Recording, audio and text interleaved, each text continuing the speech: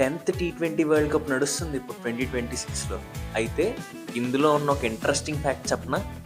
మొన్న నమీబియాతో ఆడిన మ్యాచ్లో ఇషాన్ కిషన్ కొట్టిన 50ఏ ఇండియన్ వికెట్ కీపర్ బ్యాట్స్మెన్ కొట్టిన first 50 10th edition of T20 world కప్లో వచ్చింది.